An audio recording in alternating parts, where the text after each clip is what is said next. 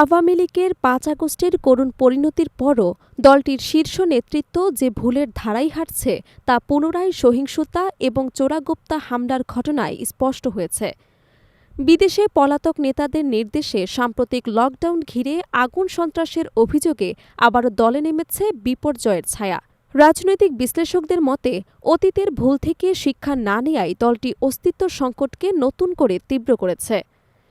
শীর্ষ নেতৃত্বের অব্যাহত ভুল সিদ্ধান্তে বহুল আলোচিত ৫ আগস্টের ঘটনায় আওয়ামী লীগের চরম ও করুণ পরিণতি হলেও সেখান থেকেই শিক্ষা নেয়ার পরিবর্তে দলটির নিষিদ্ধপ্রাপ্ত নেতৃত্ব যেন আবারও প্রাণঘাতী হয়ে পথে নামছে।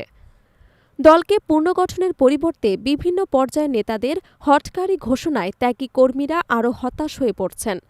এদিকে আওয়ামী লীগের বিভিন্ন পর্যায়ের নেতারা জানান, দলটির বর্তমান রাজনৈতিক অবস্থান আরও অনিশ্চিত হয়ে উঠছে ভুল নেতৃত্বের কারণে।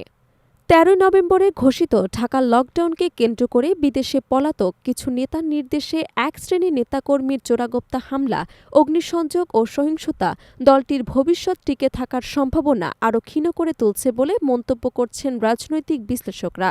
তাদের মতে দলকে পুনরুজ্জীবিত করার বদলে সহিংসতাকে হাতিয়ার বানানোর প্রচেষ্টা কেবলই আরও ক্ষতির কারণ হতে পারে। ক্ষমতা হারানোর ১৫ মাস পরও দলে আত্মসমালোচনা বা পুনর্গঠনের দৃশ্য দেখা না যাওয়ায় পাশাপাশি বিদেশে থাকার শীর্ষ নেতাদের ধারাবাহিক উস্কানিমূলক বক্তব্য সাধারণ কর্মীদের বিপদের মুখে ফেলে দিচ্ছে। এসব নির্দেশনার জেরে সহিংস ঘটনায় জড়িয়ে হাজারো নেতাকর্মী কারাগারে যাওয়ায় দলীয় ঘরে ক্ষোভ আরও বাড়ছে। গত বছর শেখ হাসিনার একটি ফেসবুক লাইভ বক্তব্যকে কেন্দ্র করে ধানমন্ডি ৩২ নম্বরে হামলা, ভাঙচুর এবং লুটপাটের ঘটনাও দলের ভেতর থেকে তীব্র সমালোচনার সৃষ্টি করছে।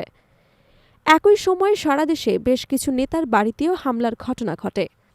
পরবর্তীতে শেখ হাসিনার প্রকাশ্যে ভাষণে পাল্টা আঘাত, নির্দেশের অপেক্ষা না করে মাঠে নামা এবং সরকারের পতন ঘটানোর আহ্বান দলের ভেতরে বাহিরে বড় ধরনের বিতর্ক তৈরি করে।